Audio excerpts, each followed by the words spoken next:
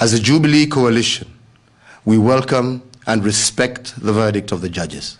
Let me take this opportunity to congratulate the judges of the Supreme Court for delivering a verdict. The president is not above the law. He's not above the Supreme Court. He's not above the Constitution.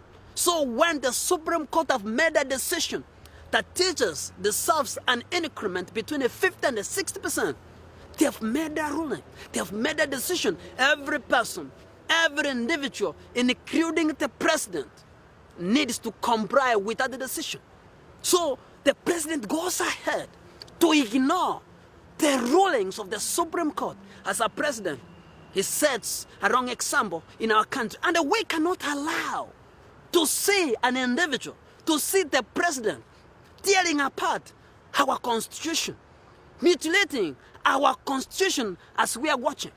We need every individual, every person who is alive, who is living in Kenya, within the borders of Kenya, to abide by the constitution, period. The Supreme Court have made a decision. What we need is to comply. But the president goes ahead to say that the Supreme Court have made an error and is not a lawyer. To go ahead and say that the Supreme Court have made an error.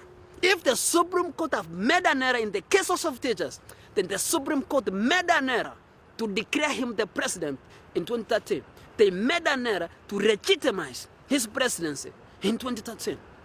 So, when teachers are on strike, he can travel abroad. He travels to Italy to enjoy an Italian cuisine, to go to dance in Italy when teachers are in strike at home, when children are not going to school.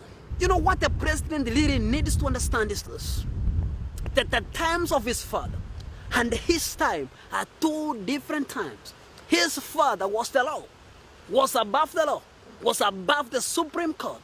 So he ruled Kenyans with a iron fist. He ruled Kenyans the way he wanted. Now that's what he wanted to try in our times. It's going to work. You have to respect, you have to abide by the decisions that the Supreme Court makes. If the Supreme Court makes a decision, we need to comply. 2017 is coming. And possibly we might end up in the Supreme Court. And the Supreme Court are going to make a decision. And he expects Kenyans to abide by that ruling.